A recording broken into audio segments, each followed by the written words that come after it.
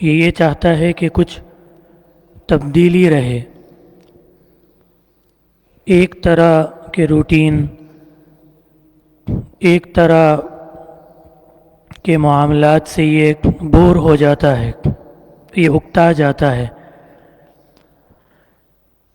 اس کی طبیعت اس طرح کی ہے کہ یہ کبھی ایک انداز سے چلنے کو پسند کرتا ہے، کبھی دوسرے طریقے کے مطابق زندگی گزارنے کو پسند کرتا ہے اور چاہتا ہے۔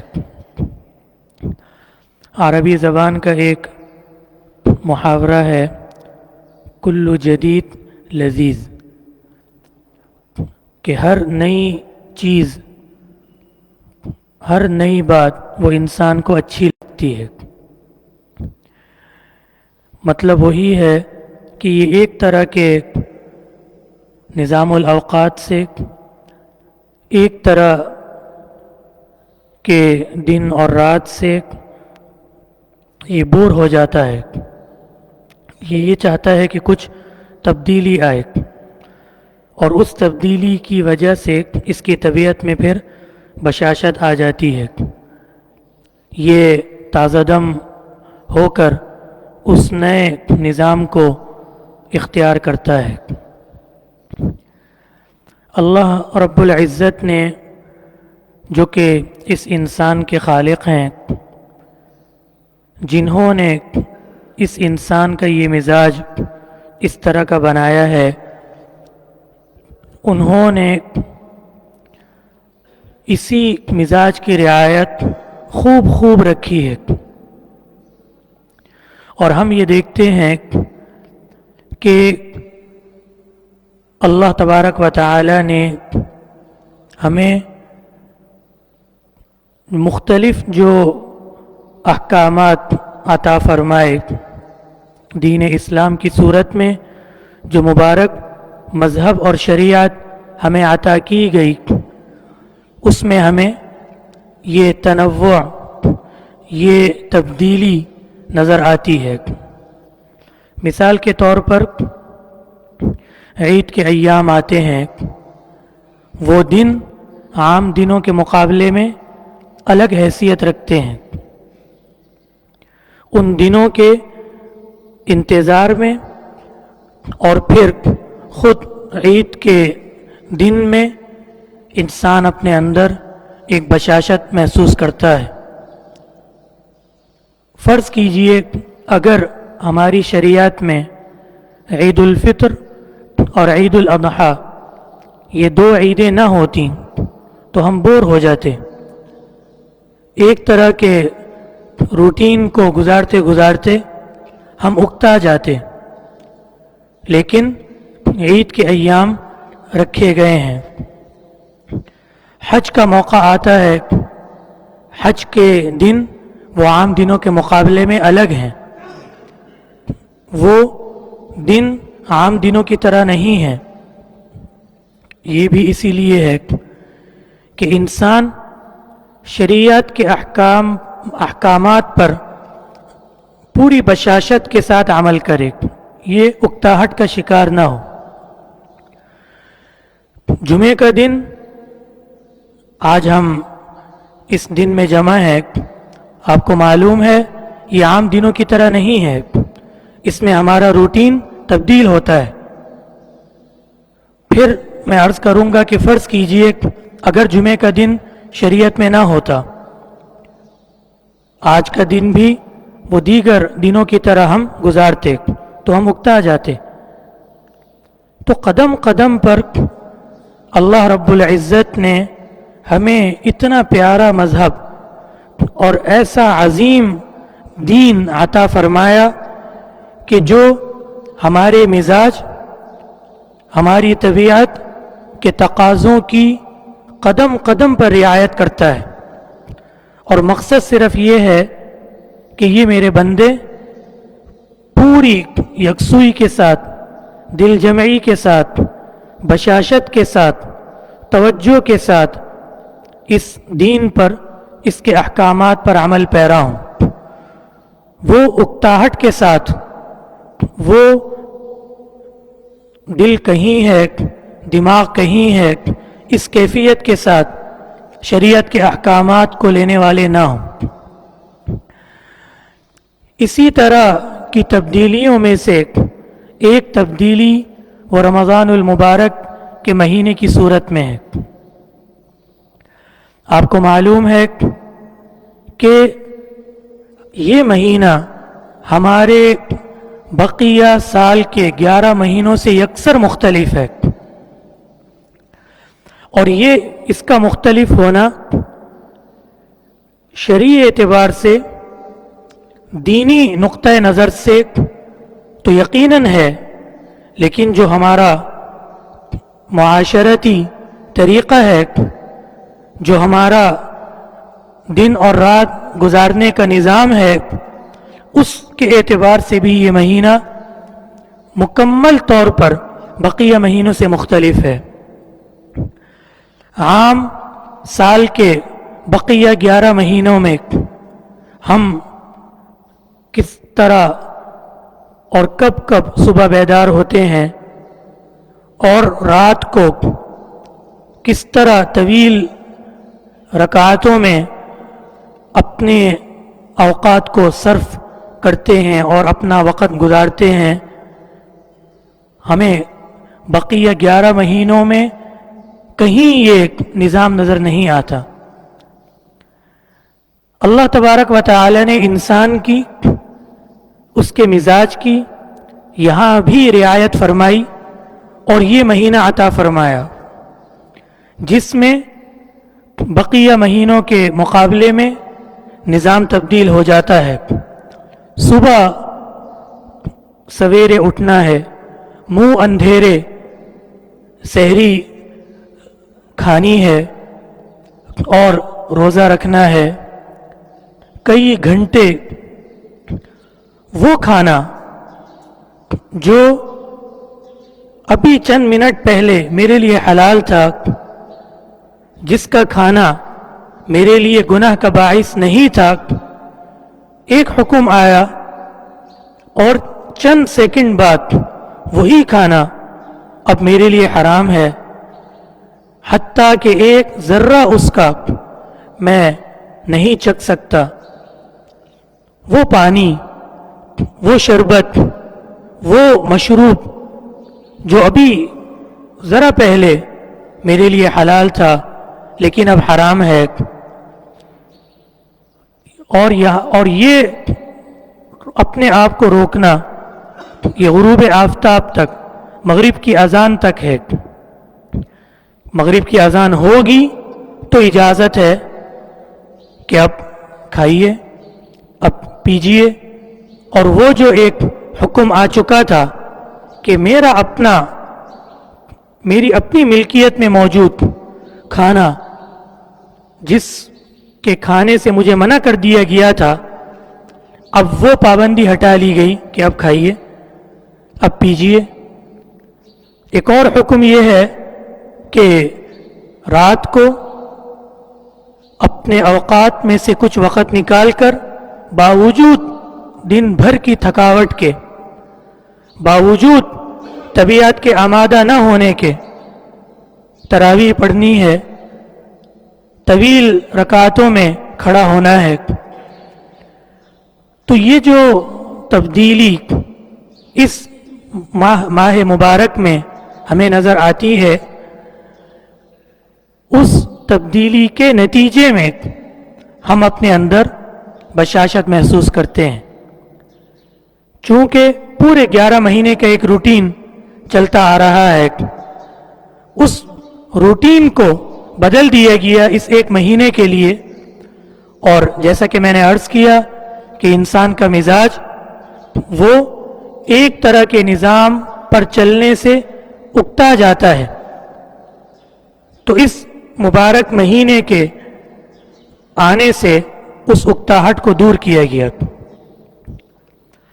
یہ تو اللہ تبارک و تعالی نے ہمارے مزاج کی رعایت فرمائی، لیکن اس کریم ذات کا کس طرح شکر ادا کیا جائے کہ اس اکتاہٹ کے دور کرنے کے ساتھ ساتھ इस तरह रहमतों और बरकतों की सेल लगा दी कि आम दिनों में आप एक फजर की नमाज पढ़ें तो आपको एक नमाज का सवाब मिलेगा, लेकिन रमज़ानुल मुबारक में आप एक फ़र्ज़ की नमाज पढ़ेंगे तो आपके नामा आमाल में 70 फजर की नमाजों का इंदिराज किया जाएगा।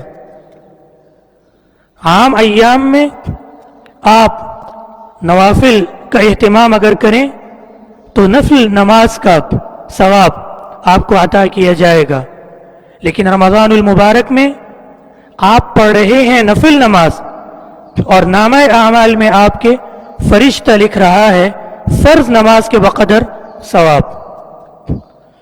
जहन्नम के दरवाजे बंद कर दिए जाते हैं, जन्नत के दरवाजे खोल दिए जाते हैं। रहमतों का, बरकतों का ऐसा नुज़ूल है, ऐसी बारिश है कि कोई समेटने वाला अगर हो तब भी वो समेट न सके, इसलिए कि देने वाली ज़ात वो इस तरह की फैयाज और इस कदर करम वाली ज़ात है कि उसके ख़जानों में कमी नहीं आ सकती, लेने वाले के लेने में शायद कमज़ोरी आ जाए। तो इस मुबारक महीने को इतनी नेमतों के साथ, इतनी बरकतों के साथ इस उम्मत को ये मुबारक महीना अता किया गया।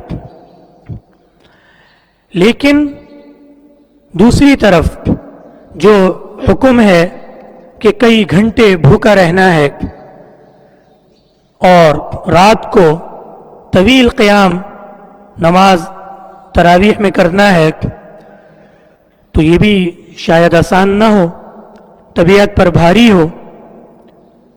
तसल्ली किस तौर पर दी?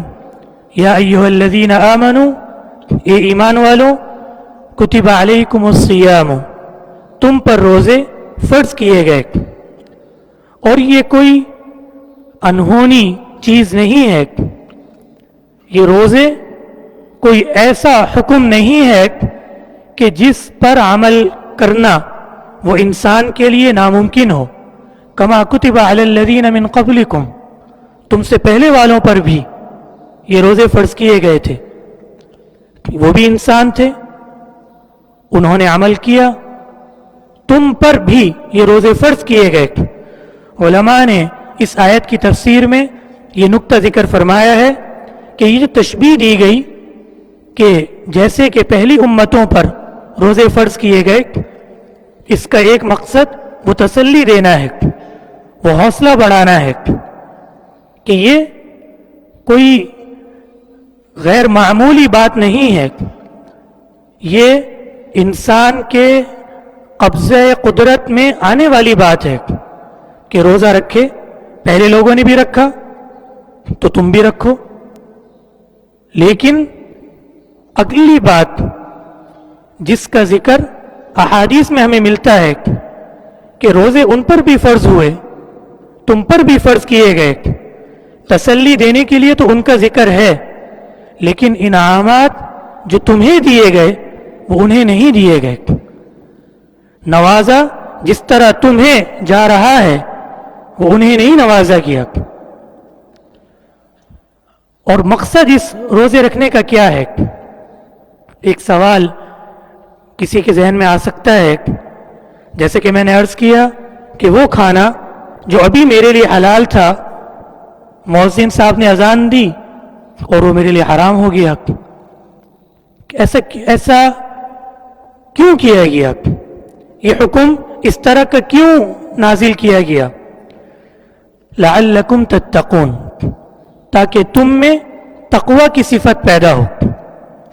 तक़वा के बारे में पहले भी आपकी खिदमत में चंद गुजारिशात पेश की थी। तक़वा के लफ्ज़ का आसान मफ़हूम वो ये है कि अल्लाह तबारक व तआला ने जिन बातों से मना फरमाया है उनसे अपने आप को रोकना। हुक्म है कि हराम ना खाओ, حلال کھاؤ. اگر کوئی شخص وہ اپنے نفس کو حرام سے روکتا ہے گویا کہ وہ تقوی پر عمل کر رہا ہے. حکم ہے کہ جھوٹ نہ بولو، حکم ہے کہ بد نگاہی نہ کرو، حکم ہے کہ غلط چیزیں اپنے کانوں میں نہ ڈالو، حکم ہے کہ دیگر مسلمان بھائیوں کے بارے میں اپنے دل میں غلط خیالات نہ لاؤ، حسد، کینہ، غصہ وغیرہ وغیرہ.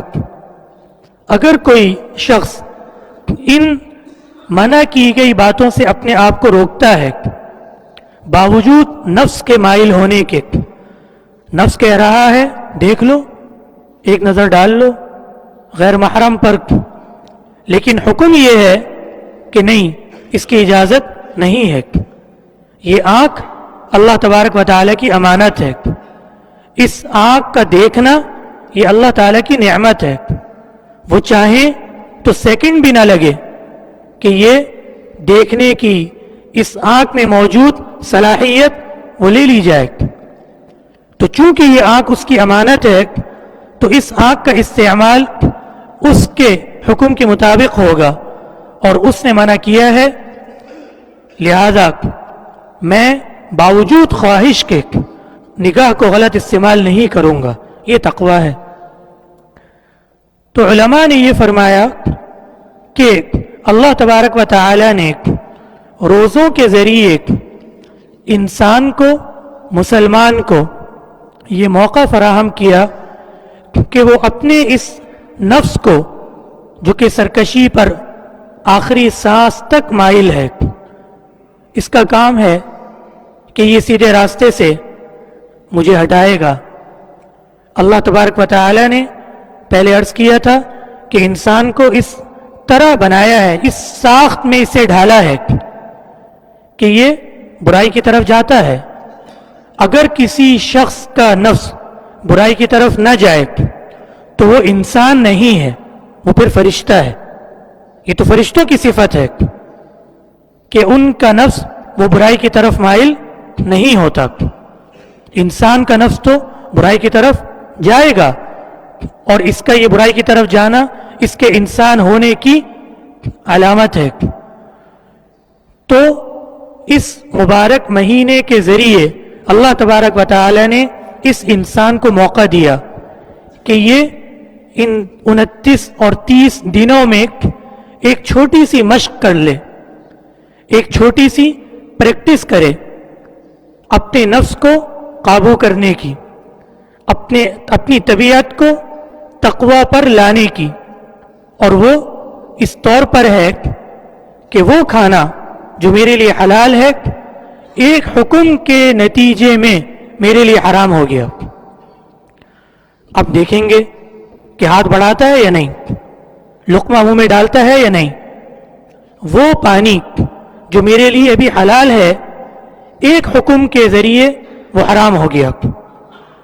تو اب حکم ہے کہ پانی نہ پیو، اور امتحان ہے، باوجود پیاس لگنے کے، باوجود طبیعت کے پانی کی طرف مائل ہونے کے یہ کہا جا رہا ہے کہ نہ پیو. اپنے نفس کو روکنا ہے، قابو کرنا ہے.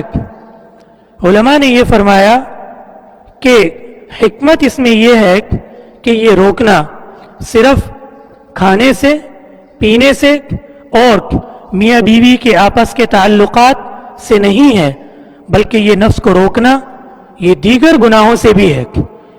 یہ آپ کو بھی کہا جا رہا ہے کہ بدنگاہی نہ کرو، یہ کانوں کو بھی کہا جا رہا ہے کہ غلط چیزیں کانوں میں نہ ڈالو، یہ زبان کو بھی کہا جا رہا ہے کہ غلط الفاظ زبان سے نہ نکالو، یہ دل کو بھی کہا جا رہا ہے کہ غلط خیالات دل میں نہ لاؤ.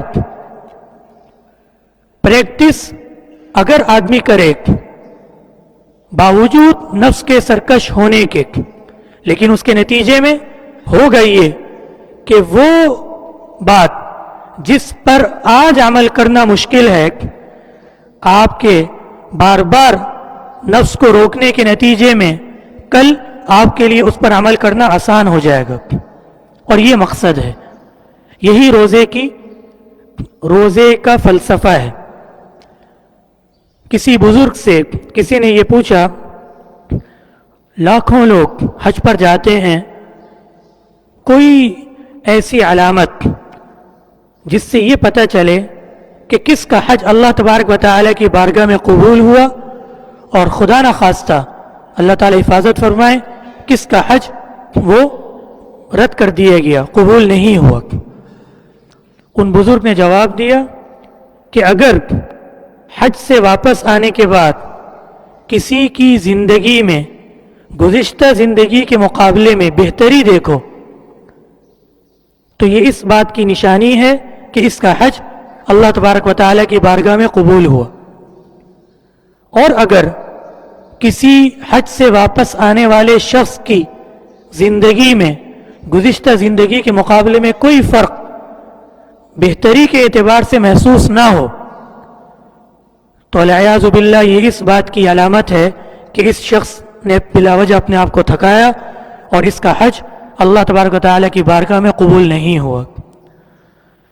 علماء فرماتے ہیں کہ یہی بات آپ ہر نیک عمل کے حوالے سے ذکر کر سکتے ہیں. اگر رمضان المبارک کے بعد کسی شخص کی زندگی میں ہر آدمی اپنا خود جائزہ لے، کسی اور کے جائزہ لینے کی کوئی ضرورت نہیں ہے. من آنم کہ من دانم، جو آدمی جتنا اپنے آپ کو خود جانتا ہے اتنا کوئی اور نہیں جانتا. اگر مجھ میں رمضان المبارک کے مہینے کے بعد بہتری کسی بھی طرح کی آئی ہے تو یہ اللہ تبارک و تعالیٰ کا مجھ پر احسان ہوا کہ رمضان المبارک کے ایام سے میں نے فائدہ حاصل کیا. لیکن اللہ تعالیٰ حفاظت فرمائے اگر رمضان المبارک کے گزرنے کے بعد بھی میری کیفیت وہی ہے جیسا کہ پہلے تھی تو اس کا مطلب یہ ہے کہ مجھے کوئی فائدہ نہیں ہوا. رمضان المبارک ہماری زندگیوں میں کتنے آئے اور آگے کتنوں نے آنا ہے اللہ تبارک و تعالیٰ جانتے ہیں. لیکن سوال یہاں یہ ہے کہ رمضان المبارک کے مہینے کے گزارنے یا رمضان المبارک کے مہینے کے مجھے ملنے کے نتیجے میں مجھ میں کیا تبدیلی آئی، میں نے اس سے کیا حاصل کیا.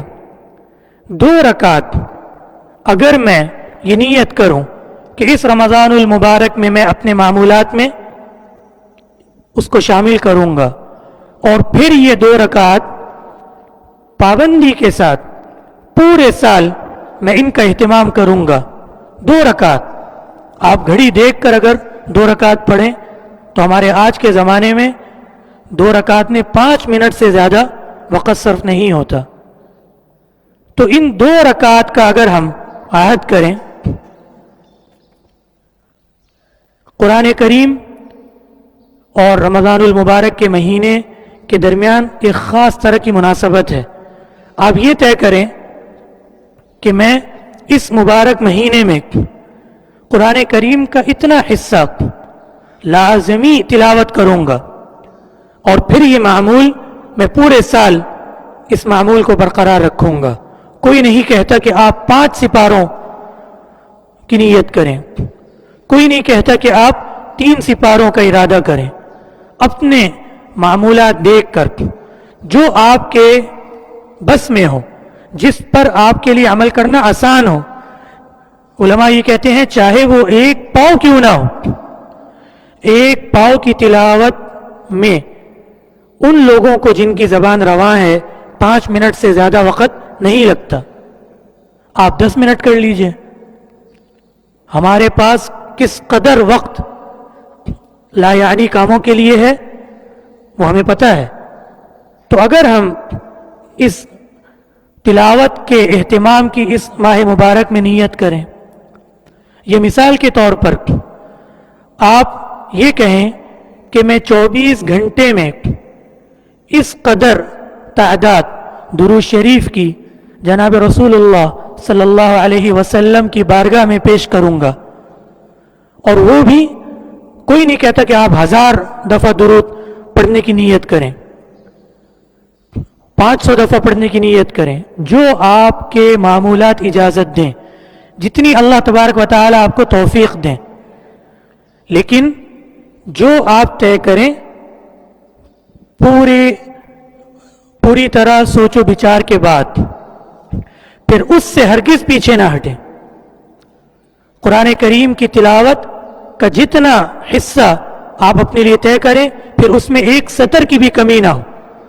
اگر 2 رکعت نفل نماز کا آپ اہتمام شروع کریں، اللہ تبارک و تعالیٰ آپ کو اس کی توفیق دیں، تو کسی دن چاہے بارش ہو، چاہے دھوپ ہو، چاہے سردی ہو، اس میں ناغہ نہ ہو۔ درود شریف کی کوئی مقدار اگر آپ طے کریں تو اس میں ایک عدد کی بھی کمی نہ ہو۔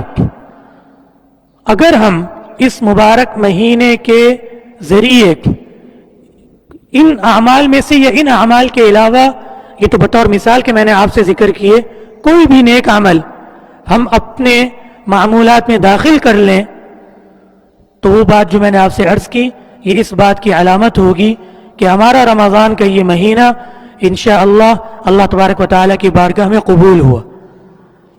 باتیں بہت سی ہیں، آخری درخواست وہ یہ ہے کہ آپ صلی اللہ علیہ وسلم ایک دفعہ منبر پر تشریف لا رہے تھے، پہلا قدم جب رکھا تو بلند آواز سے آمین فرمایا، دوسرا رکھا تو آمین فرمایا، تیسرا رکھا تو آمین فرمایا۔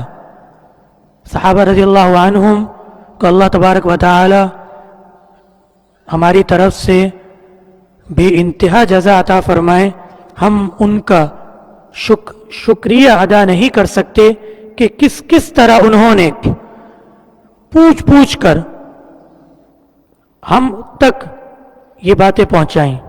صحابہ نے دیکھا یہ تو آج کوئی نئی بات ہوئی، فوراً پوچھا کہ آج ایک تبدیلی ہم نے دیکھی، آپ نے پہلا پاؤں رکھا تو آمین فرمایا، دوسرا رکھا تو آمین فرمایا، تیسرا رکھا تو آمین فرمایا، ایسا کیا ہوا؟ تو جواب میں آپ صلی اللہ علیہ وسلم نے جو حدیث ارشاد فرمائی وہ یہ تھی کہ جب میں نے پہلا پاؤں منبر پر چڑھنے کے لیے رکھا تو جبریل علیہ السلام نے یہ فرمایا کہ وہ شخص ہلاک ہو، وہ شخص برباد ہو۔ عربی کا محاورہ ہے، لفظی ترجمہ یوں بنے گا، اس شخص کی ناک مٹی آلود ہو۔ علماء نے اس کا مفہوم یہ بیان فرمایا کہ وہ شخص ذلیل ہو، یہ بد دعا ہے۔ وہ شخص ذلیل ہو، وہ شخص برباد ہو کہ جسے رمضان المبارک کا مہینہ ملے، من ادرک رمضان فلم یغفر لہ، جسے رمضان المبارک کا مہینہ ملے اور پھر بھی اس کی مغفرت نہ کی جائے۔ یعنی اللہ تبارک و تعالی کی طرف سے کس طرح رحمتوں کی بارش ہے، برکتوں کا کیا نزول ہے۔ ہو سکتا ہے میرا دماغ یہ کہے کہ کہاں ہیں وہ برکتیں، کہاں ہیں وہ نزول، تو قصور میری اس نگاہ میں ہے، اندھا میں ہوں۔ اگر ہمیں آج ان برکتوں کا نزول، ان رحمتوں کی بارش کا ادراک اور احساس نہیں ہوتا تو دروازے وہاں سے بند نہیں ہوئے۔ جو فیصلے آپ صلی اللہ علیہ وسلم کی مبارک زبان سے اللہ تبارک و تعالی نے فرمائے ہیں، جن کا میں نے مختصر ذکر کیا کہ جنت کے دروازے کھول دیے جاتے ہیں اور جہنم کے دروازے بند کر دیے جاتے ہیں، ان میں یہ نہیں کہا گیا کہ سن 2000 تک ایسا ہوگا اس کے بعد نہیں، 2023 تک ایسا ہوگا اس کے بعد نہیں۔ یہ فیصلے قیامت کے دن تک کے لیے ہیں۔ تو اگر ان رحمتوں اور برکتوں کی بارش کا ادراک ہمیں نہیں ہوتا تو قصور ہمارا ہے۔ تو خلاصہ یہ ہے کہ جبریل علیہ السلام نے بد دعا دی، اور اگلا جملہ آپ سنیے، جبریل علیہ السلام نے فرمایا قل آمین، اے محمد آمین کہیے، فقلت آمین، تو میں نے آمین کہا۔ دعا دے رہے ہیں، بد دعا یعنی جبریل علیہ السلام، اور آمین کہہ رہے ہیں جناب رسول اللہ صلی اللہ علیہ وسلم۔ کس کے بارے میں؟ اس شخص کے بارے میں جسے ابھی 3 دن بعد یا 4 دن بعد شروع ہونے والا رمضان کا مہینہ ملے اور اس کی مغفرت نہ ہو۔ دوسری حدیث کو مکمل کر لیتے ہیں۔ دوسری آمین کا سبب جبریل علیہ السلام نے فرمایا کہ ہلاک ہو، برباد ہو وہ شخص کہ جو اپنے والدین کو بڑھاپے کی حالت میں، کمزوری کی حالت میں پائے اور پھر بھی وہ ان کی خدمت کر کر اپنے لیے جنت کا فیصلہ نہ کرے۔ قل آمین، آمین کہیے، فقلت آمین، تو میں نے آمین کہا۔ اور تیسرا، ہلاک ہو، برباد ہو وہ شخص کہ جس کے سامنے محمد صلی اللہ علیہ وسلم کا مبارک نام ذکر کیا جائے، لیا جائے اور وہ آپ پر درود نہ بھیجے۔ قل آمین، آمین کہیے، فقلت آمین، تو میں نے آمین کہا۔